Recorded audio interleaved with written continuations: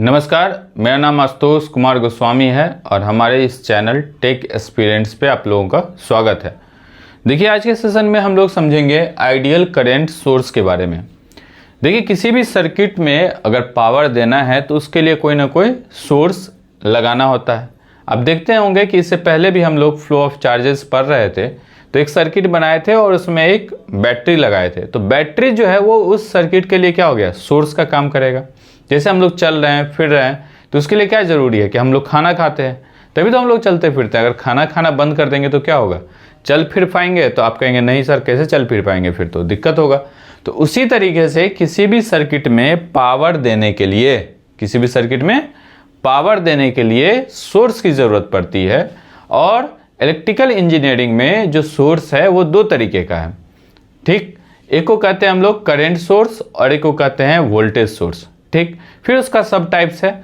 तो आप फिलहाल इतना समझें कि अगर कहीं आपको कुछ इस तरीके से लिखा हुआ दिखता है, ऐसा कुछ सिंबल बनाया हुआ दिखता है, ठीक है, तो ये एक तरीके का क्या हो गया, तो ये है वोल्टेज सोर्स। ये बैटरी है, यानी कि ये कैसा सोर्स है, तो ये वोल्टेज सोर्स है। अगर कहीं पे मान लीजिए कि ऐसा सर्कल हो या फिर डायमंड भी हो सकता है, और वहां पे अगर आपको ऐसा तीर का निशान दिखे तो इसको हम लोग कहेंगे करेंट सोर्स, ठीक है। जहां भी कैसा भी शेप हो, अगर तीर का निशान होगा तो उसको हम लोग कहेंगे वोल्टेज सोर्स। और शेप चाहे सर्कुलर भी हो, लेकिन वहां अगर प्लस और माइनस का निशान हो तो उसको कहेंगे हम लोग कैसा सोर्स, तो वोल्टेज सोर्स। ध्यान रहेगा ये बात, ठीक है। इतना बात आपको ध्यान रखना है अभी कि अगर एरो दिखता है हमको इन बिटवीन तो करेंट सोर्स, अगर प्लस माइनस का साइन दिखता है तो वोल्टेज सोर्स। इतना बात आप ध्यान रखेंगे। अब इसमें ये जो है वो डीसी टाइप का है, अगर एसी टाइप का होगा तो उसी में क्या आ जाएगा, एरो की जगह पे, जो ये एरो है उस एरो की जगह पे आ जाएगा आपको ऐसा साइन, मतलब साइनोसाइडल का जो साइन है वो आ जाएगा, ठीक है। चलिए, अब फिलहाल हम लोग इसको और आगे समझते हैं और इसमें हम लोग समझेंगे किसके बारे में, तो आइडियल करंट सोर्स के बारे में। देखिए, बहुत आराम से मैं आपको बताऊंगा, कोई जल्दीबाजी नहीं है मुझे, और आप भी आराम से सीखेंगे क्योंकि ये फंडामेंटल है। और फंडामेंटल अगर क्लियर नहीं होगा तो फिर आप आगे का टॉपिक समझ में आपको नहीं आएगा। तो आइडियल करंट सोर्स के बारे में हम लोग समझेंगे। तो आपको पहले भी मैं बता दिया कि करंट सोर्स कैसा होगा, ठीक है। अब देखिए, आइडियली किसी भी वायर से अगर मान लीजिए, सपोज कीजिए कि ये कोई रेसिस्टर है, ठीक है ना, आप ऐसा सपोज करें कि ये कोई एक रेसिस्टर है, ठीक।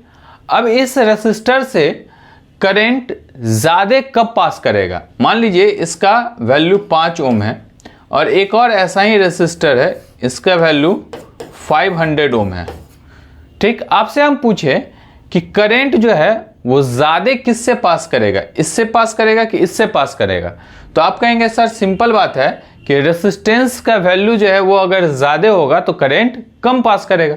सिंपल बात है ना। V इक्वल्स टू क्या लिखते हैं हम लोग, ओम्स लॉ तो आप पढ़े होंगे, हर कोई पढ़ के आता है Ohm's law. V equals to IR, यानी कि अगर हम I की बात करें तो I इक्वल्स टू क्या हो जाएगा, V अपॉन R। और ये चीज़ क्या है, डिनोमिनेटर में है ना, कहाँ है, अंश और हर, तो ये चीज़ हर में है। तो अगर ये वाला चीज़ यानी डिनोमिनेटर का चीज़ अगर बढ़ता है तो ये वाला चीज़ क्या होगा, घटेगा। तो ये डिनोमिनेटर का चीज़ अगर बढ़ेगा तो इसमें बहने वाला जो करंट का वैल्यू है वो क्या होगा, कमेगा, और इसमें जो करंट का वैल्यू है वो क्या होगा, ज़्यादा होगा। क्लियर है बात।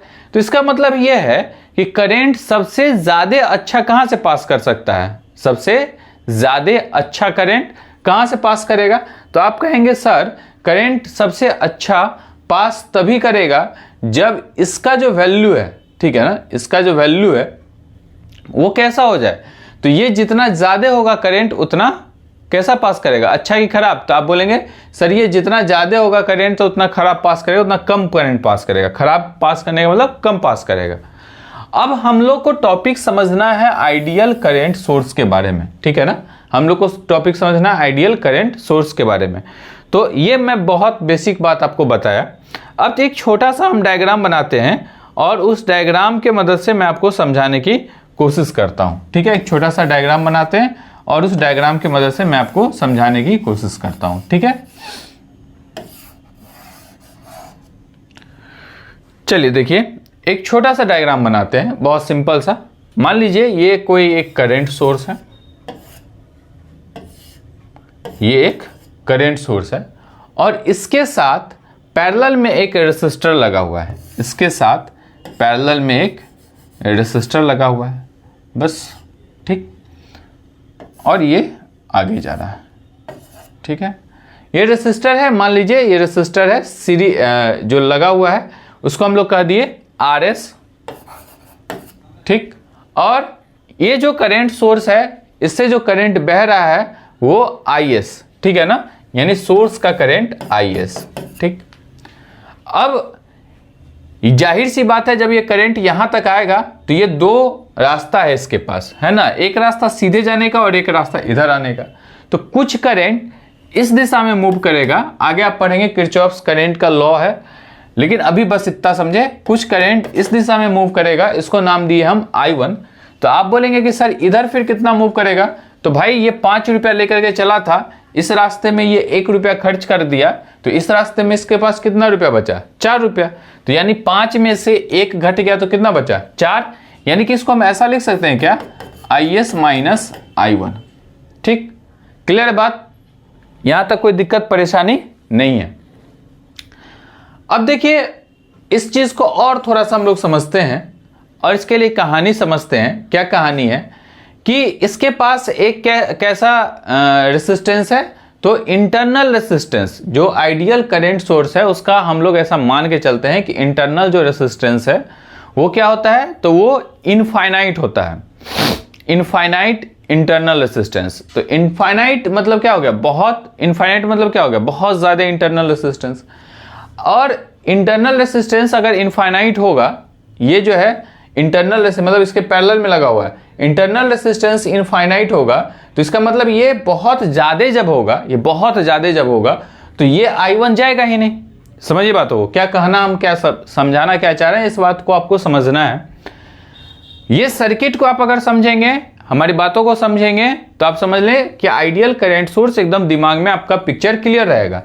देखिए ये करंट सोर्स है, ठीक, और इसके साथ में रेसिस्टेंस लगा हुआ है। मतलब ऐसा प्रैक्टिकली ऐसा ही होता है कि हर चीज का कुछ ना कुछ इंटरनल रेसिस्टेंस है। जैसे मान लीजिए कि आप एक बकेट में पानी रखते हैं 5 लीटर, ठीक, तो बकेट में पानी रखते हैं, उसके बाद जब पलटेंगे दूसरे बकेट में या फिर दूसरे कंटेनर में, उसको जब मेजर करेंगे तो बकेट में भी तो पानी लगा हुआ रहेगा। ऐसा तो नहीं पूरा एकदम सूख जाएगा, ऐसा संभव है, नहीं संभव है, कुछ तो एकदम बहुत कम ही, लेकिन पानी तो उस बकेट में लगा हुआ रहेगा। क्लियर है बात। तो वो जो पानी बकेट में लगा हुआ रह गया वो क्या है, उसका वो लॉस है। तो इसी तरीके से इलेक्ट्रिकल इंजीनियरिंग में हर एक डिवाइस, हर एक चीज चलने के लिए खुद भी पावर कंज्यूम करता है। तो वो चीज, उसका जो रेसिस्टेंस है उसको कहते हैं हम लोग उसका इंटरनल रेसिस्टेंस। ठीक है क्या कहते हैं उसको, इंटरनल रेसिस्टेंस। अब इस बात को समझिए और इससे ऑब्जेक्टिव क्वेश्चंस फ्रेम होता है, मैं आपको बताऊंगा। और बहुत कंफ्यूजिंग टाइप का ऑब्जेक्टिव क्वेश्चन, क्योंकि ये सब्जेक्ट ही है पूरा, आपको लगेगा कि थोड़ा सा हर चीज सेम ही सेम है। ठीक है, कुछ भी चीज में आपको लगेगा ये तो इसके लगभग सुना हुआ है, लगभग सुना हुआ है, लेकिन सब में कहीं ना कहीं कुछ ना कुछ क्या है, अंतर है, कुछ ना कुछ बारीकी है। तो इसको समझना जरूरी है। देखिए यहां पे समझाने की मैं ये कोशिश कर रहा हूं कि अगर सपोज कीजिए कि ये IS, ठीक है ना, मतलब सोर्स का करंट ये बह रहा है, ये कुछ इधर आया और इसका जो रेसिस्टेंस है, सोर्स का रेसिस्टेंस, वो हम मानते हैं कितना है, इंटरनल रेसिस्टेंस RS है। अगर सपोज कीजिए कि ये RS बहुत ज्यादा होता, बहुत ज्यादा होता, तो ये जितना ज्यादा होगा इसमें बहने वाला करंट उतना कम होगा। अभी हम बताएं आपको, ये जितना ज्यादा होगा इसमें बहने वाला करंट क्या होगा, उतना कम होगा। तो अगर मान लीजिए कि ये RS का वैल्यू इनफाइनाइट हो जाए, RS का वैल्यू क्या हो जाए, इनफाइनाइट, मतलब बहुत इंटरनल रेसिस्टेंस, तो IA कुछ होगा ही नहीं। अगर इनफाइनाइट इंटरनल रेसिस्टेंस होगा तो IA का वैल्यू क्या हो जाएगा, 0। और IA का जब वैल्यू 0 हो जाएगा तो ये IS जो है वो पूरा का पूरा यहां पहुंचेगा कि नहीं पहुंचेगा। ठीक, तो आप देखिए यहां पे समझिए कि इसको, इसी डायग्राम को फिर मैं यहां बना रहा हूं। अगर सपोज कीजिए कि ऐसा ही एक करंट सोर्स है, ठीक, ये ऐसा ही करंट सोर्स है, और ये जो यहाँ पे इंटरनल रेसिस्टेंस है ये कुछ इनफाइनाइट हो गया। ये इंटरनल रेसिस्टेंस क्या हो गया? इनफाइनाइट हो गया। अगर इंटरनल रेसिस्टेंस इनफाइनाइट होता है, अगर इंटरनल रेसिस्टेंस इनफाइनाइट होता है, इसमें क्या बहेगा? I1। तो I1 का तो कोई वैल्यू अब होगा ही नहीं। I1 क्या हो जाएगा? 0 के इक्वल। और I1 अगर 0 के इक्वल होगा तो इसका मतलब ये है कि यहां से जो सोर्स का करंट चला था वही यहां पे पहुंचेगा, कोई बीच में ड्रॉप होगा नहीं। तो आइडियल करंट सोर्स का मतलब ये है, आइडियल करंट सोर्स हम उसको कहेंगे जिसका इंटरनल रेसिस्टेंस क्या हो? इनफाइनाइट हो। पूछता है क्वेश्चंस कि बताइए आइडियल करंट सोर्स का इंटरनल रेसिस्टेंस कितना होगा? तो आप कहेंगे कि सर आइडियल करंट सोर्स का इंटरनल रेसिस्टेंस इनफाइनाइट होगा। क्यों इनफाइनाइट होगा? क्योंकि इसके पैरेलल में जो यहाँ रेसिस्टेंस, मतलब उसका जो रेसिस्टेंस है उसका वैल्यू क्या हो जाएगा? बहुत ज्यादा। और बहुत ज्यादा होगा तभी तो वो आइडियल कहलाएगा। आइडियल मतलब क्या? कि हम जितना दे रहे हैं उतना सामने वाले को मिल रहा है। हमने एक बकेट में 5 लीटर पानी रखा है, उसको पलट के दूसरे बकेट में या किसी को देते हैं तो वो पूरा 5 का 5 हो, तो उसको कहेंगे क्या चीज? आइडियल। क्लियर बात? तो आइडियल मतलब जो जैसा है उतना ही, ठीक। लेकिन ऐसा वाकई में होता नहीं है। तो फिर अगला टॉपिक हम लोग पढ़ेंगे प्रैक्टिकल करंट सोर्स, ठीक। अभी आप इस 2 डायग्राम को अगर समझ चुके हैं तो इसके बारे में थोड़ा सा लिखते हैं हम लोग। और पहले तो आप ये लिखेंगे, मतलब जब आप ये नोट्स बनाएंगे तो सबसे पहले आइडियल करंट सोर्स, या फिर ये भी बना सकते हैं, इसके बाद भी लिख सकते हैं, कोई दिक्कत नहीं। चलिए लिखते हैं हम लोग, थोड़ा सा लिखें कि it has infinite internal resistance. लिखें इट हैज इनफाइनाइट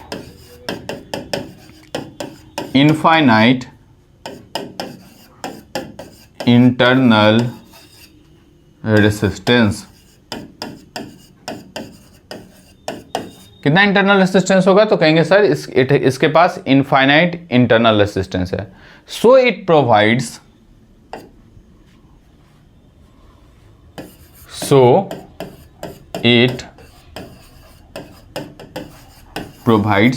ये क्या प्रोवाइड करेगा? सो इट प्रोवाइड्स कांस्टेंट करंट। जितना करंट इसको है उतना ही प्रोवाइड कर देगा, कोई लॉस ही नहीं हुआ।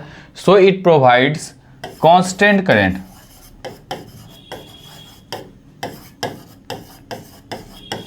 Constant current. क्या प्रोवाइड करेगा? Constant current to any load. किसी भी लोड को उसके क्रॉस कनेक्ट करेंगे। लोड कहाँ कनेक्ट होगा? तो आप कहेंगे यहाँ पे लोड कनेक्टेड होगा, है ना, यहीं पे कोई लोड कनेक्ट होगा। तो कहने का मतलब ये है कि ये कांस्टेंट करंट देगा किसको?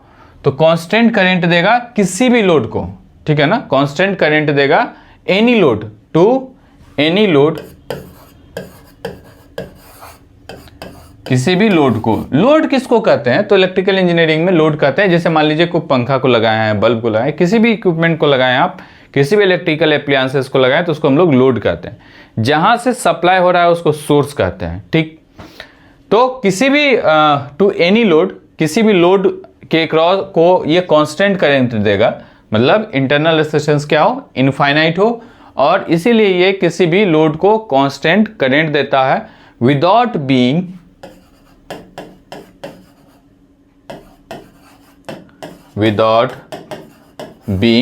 बिना जो है सो किसी भी के भी प्रभाव से, मतलब इसको किसी से मतलब है, विदाउट बीइंग इफेक्टेड। किससे इफेक्ट हो सकता है? Without being affected by any voltage change, by any voltage change across the source, by any voltage change across the source। किसी भी सोर्स के अक्रॉस बिना किसी वोल्टेज, मतलब कोई भी वोल्टेज चेंज है उससे इसको कोई फर्क पड़ता नहीं, क्योंकि वोल्टेज का कोई बात ही नहीं किया, हम कोई डिस्कशन ही नहीं किए, ठीक है। तो बिना किसी वोल्टेज चेंज के ये जो है सो, मान लीजिए यहाँ इसके बीच का कोई पोटेंशियल डिफरेंस है, तो इसके बीच का कुछ पोटेंशियल डिफरेंस है V, ठीक। इसके बीच का पोटेंशियल डिफरेंस, दो टर्मिनल के बीच का पोटेंशियल डिफरेंस V है। लेकिन इस V से इसको क्या मतलब है?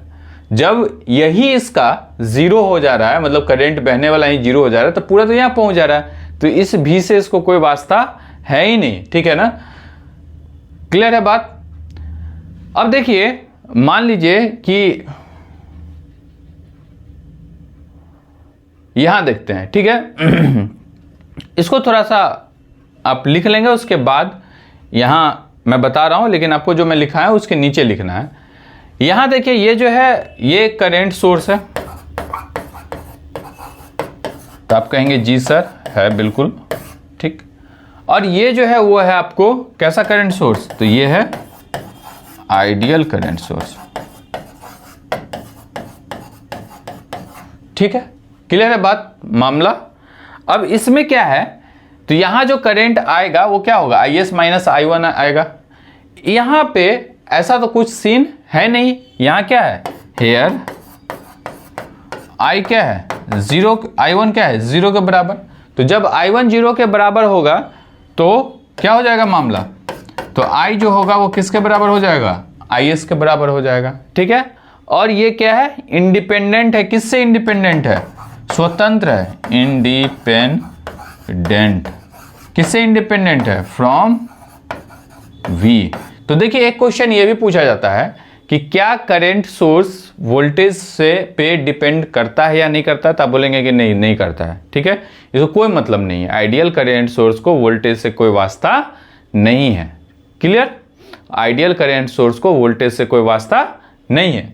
तो फिर हम इसका अगर ग्राफ बनाए तो ग्राफ कैसा बनेगा, तो आप कहेंगे सर इसका जो ग्राफ बनेगा, इसका जो ग्राफ बनेगा, अगर मान लीजिए कि हम लोग एक ऐसा ग्राफ बनाते हैं, ये वोल्टेज है, ठीक है, और ये क्या है, इस तरफ करंट है, ठीक है ना।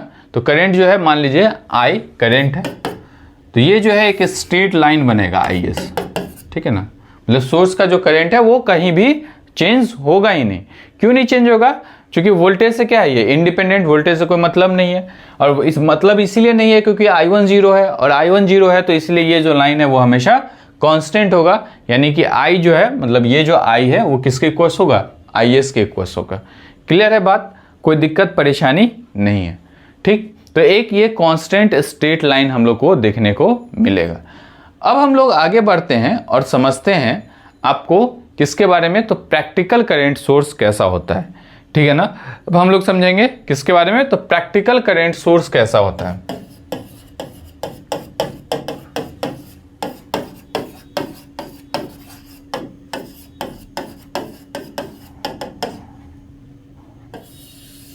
सबसे पहले ऐसे ही सर्किट बनाते हैं, एक छोटा सा प्यारा सा, आप देखे होंगे अभी जस्ट बनाया है ऐसा सर्किट।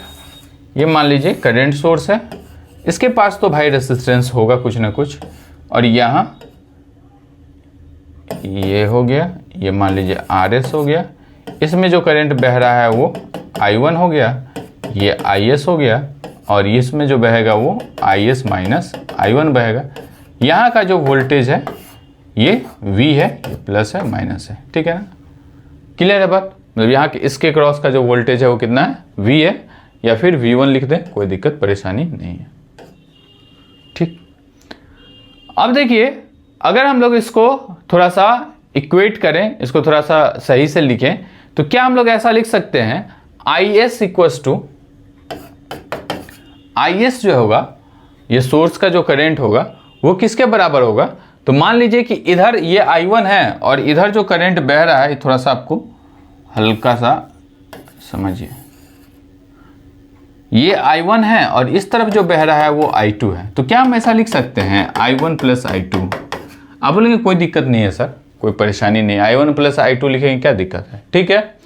अब यहां से अगर कहें आपको कि एक बात बताइए भाई, अगर आपको I2 निकालना होगा, यानी कि जो I2 वाला जो बचा हुआ करंट है वो निकालना होगा, तो क्या लिखेंगे, तो आप कहेंगे सर I2 इक्वल टू लिख सकते हैं ऐसा IS माइनस I1, ठीक है। अब देखिए यहाँ पे I1 मतलब ये वाला करंट, ठीक है ना, और ये वाला करंट मतलब, देखिए एक बात और ध्यान रखेंगे आप, पैरेलल में वोल्टेज सेम होता है, ये बात चाहे तो आप कहीं नोट करके रख लें, ठीक है। आप धीरे धीरे इसको सीखेंगे, यहाँ का जितना वोल्टेज होगा ना, यहाँ का उतना ही वोल्टेज होगा, ठीक है ना। यहाँ का जितना वोल्टेज होगा यहाँ का उतना ही वोल्टेज होगा, और ये तो ऐसे ही कनेक्टेड है इसमें, तो यहाँ का जो वोल्टेज होगा, यहाँ का जो वोल्टेज होगा वो हमेशा क्या होगा, इक्वल होगा। यानी कि पैरेलल में हमेशा क्या सेम रहेगा, तो आप दिमाग में एकदम जेहन में इस बात को उतार ले, वोल्टेज सेम रहेगा। ठीक, उसी तरीके से सीरीज में हमेशा करंट सेम रहेगा। इस बात को दिमाग में उतार लें कि पैरेलल में हमेशा वोल्टेज सेम रहेगा और सीरीज में हमेशा करंट सेम रहेगा। ये कभी भी बदलेगा नहीं ये कहानी। ठीक है, इस बात को दिमाग में फिट कर लें। चलिए आगे बढ़ते हैं। अब देखिए यहां पर अगर ये I1 है तो I1 को हम लोग क्या ऐसा लिख सकते हैं, जब इसके अक्रॉस का वोल्टेज तो इसके अक्रॉस का वोल्टेज बराबर, तो I1 को क्या हम ऐसा लिख सकते हैं, ये तो IS है तो ऐसा ही रह जाएगा। I1 को क्या ऐसा लिख सकते हैं, V1 अपॉन RS। ठीक है, ऐसा लिख सकते हैं कि नहीं, V1 अपॉन RS लिखते हैं ना, V इक्वल्स टू IR है ना, तो I इक्वल्स टू क्या लिख देंगे, V बाई R। तो V बाई R यानी कि V1 by RS, V1 by RS ऐसा लिख दिए। कोई दिक्कत परेशानी नहीं है इसमें। आप कहेंगे ओके है सर, ठीक है, कोई दिक्कत परेशानी नहीं है। अब यहां देखिए, आप यहां पे देखिए, समझिए, अगर भाई ये RS बढ़ता है, ये RS का वैल्यू बढ़ता है, तो ये बढ़ेगा तो ये ओवरऑल क्वांटिटी क्या होगा, कमेगा, और ये कमेगा तो I2 का जो वैल्यू है वो क्या होगा, तो IS के बहुत नज़दीक रहेगा। ये वाला वैल्यू RS का वैल्यू जितना कम रहेगा ये क्वांटिटी उतना ज़्यादा होगा, और उस परिस्थिति में इसका ओवरऑल वैल्यू कम होगा। इसका मतलब ये है कि वोल्टेज, अगर वोल्टेज बढ़ता है तो इसका वैल्यू कम होगा। ये भी देखिए एक बात, वोल्टेज बढ़ता है तो इसका वैल्यू क्या होगा, कम होगा। कम होगा कि नहीं, क्यों कम होगा, क्योंकि ये न्यूमरेटर में है। न्यूमरेटर में अगर वैल्यू बढ़ेगा, जैसे मान लीजिए 5/2 है, ठीक है ना, तो 5/2 क्या लिखोगे, 2.5, और इसी चीज को हम अगर 10/2 कर दिए तो क्या हो जाएगा, 5। तो अगर मान लो न्यूमरेटर बढ़ रहा है तो ओवरऑल क्वांटिटी क्या होगा, बढ़ रहा है, अगर डिनोमिनेटर सेम है तो कहने का मतलब यह है कि वोल्टेज अगर बढ़ता है, इंटरनल रेजिस्टेंस जिसका जो है वो वही रहेगा, वो चेंज नहीं होगा। वोल्टेज कम ज़्यादा हो सकता है। अगर वोल्टेज बढ़ता है तो वोल्टेज अगर बढ़ता है तो क्या होगा, ये ओवरऑल क्वांटिटी क्या होगा, ये बढ़ेगा, और वोल्टेज बढ़ेगा तो ये बढ़ेगा, तो ये ज़्यादा ही इसमें से घटेगा, और ये ज़्यादा जब घटेगा तो इसका वैल्यू क्या होगा, कम होगा। अब इसका ग्राफ अगर हम लोग बनाते हैं, ये इसका ग्राफ बनाते हैं, तो ये ग्राफ कैसा दिखेगा, देखिए ये है वोल्टेज का ग्राफ, ये है IS, और यहाँ कहीं मान लीजिए I2 है, यहाँ कहीं I2 है। तो एक्चुअली में होना इसको कैसा चाहिए था, आइडियली ऐसा स्ट्रेट लाइन होना चाहिए था, लेकिन प्रैक्टिकली ये ऐसा नहीं होगा। जैसे जैसे हम वोल्टेज को बढ़ाएंगे करंट क्या होते जाएगा, गिरते जाएगा। वोल्टेज को जैसे जैसे बढ़ाएंगे करंट क्या होगा, गिरते जाएगा। तो वोल्टेज को अगर बढ़ाएंगे मतलब इस तरफ अगर चल रहे हैं तो इसका वैल्यू क्या होगा, गिरेगा। क्लियर है बात, समझ में आई कहानी आपको। एक बार और देखें और समझें, कोई डाउट हो अगर आप तो पूछे कमेंट करके, कोशिश करूंगा कि अगला जो लेक्चर बनाऊं तो उसमें मैं आपको उसके बातों का जवाब दे पाऊं, ठीक है। तो आप अगर पूछेंगे नहीं तो फिर हम जवाब कैसे देंगे, ठीक है। चलिए अब इसका लिख लें, आप चाहे तो डिक्टेट करवाता हूं, लिखें, it has some internal resistance. इसमें क्या होगा, इट हैज, अगला स्लाइड में लिखें it has some internal resistance.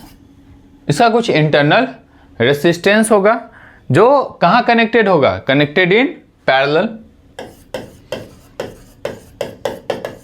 Connected in parallel, parallel में जुड़ा हुआ है इसका इंटरनल रेसिस्टेंस, ठीक है ना। और जब पैरेलल में जुड़ा है तो कुछ करंट उधर से भागेगा, तो लिखेंगे सो, इसीलिए कुछ करंट, ठीक है ना, सम करंट,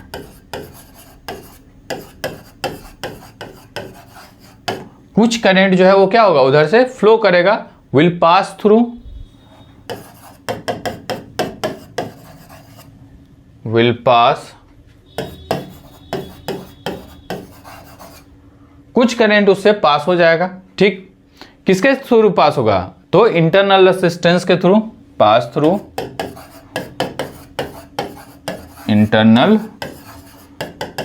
बड़ा आराम से बता रहे हैं आप लोगों को, कुछ करंट इंटरनल रेसिस्टेंस से पास हो जाएगा, which is depend on the voltage. जितना ज़्यादा वोल्टेज होगा उतना ज़्यादा रेसिस्टेंस का मामला है ना, which is depend on the voltage across the source,